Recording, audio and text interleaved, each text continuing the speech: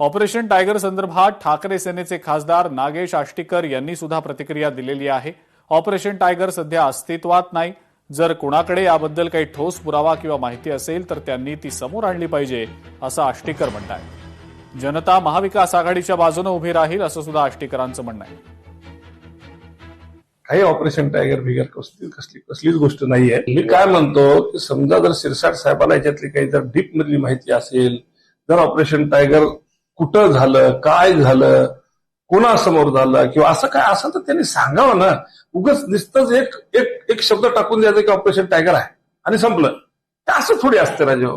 कोणी ना कोणीतरी कुठं ना कुठेतरी कसला तरी असा चांगला एव्हिडन्स दिला पाहिजे किंवा या आधारावर आम्ही बोलतोय। काही नाही, 100% मी महाविकास आघाडीकडून पुरस्कृत म्हणून माझ्या मुलाला उभं केलेलं आहे आणि 100% माझा मुलगा 1000% निवडून येणार आहे।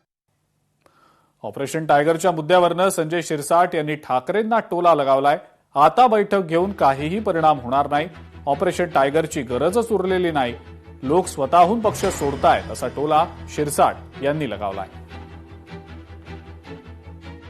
आमदार खासदार आणि अनेक प्रतिनिधी पदाधिकारी आता पक्ष सोडतायत हे जे त्यांना कळालंय त्या टायमाला बोलवलेली बैठक आहे। परंतु या बैठकीचा त्यांच्यावर बाकी पदाधिकाऱ्यावर परिणाम होणार नाही। आता बस झालं या भावनेतून आता अनेक जण पक्ष सोडण्याच्या तयारीत आहेत, म्हणून ऑपरेशन टायगर करण्याची आवश्यकता सुद्धा राहिलेली नाही।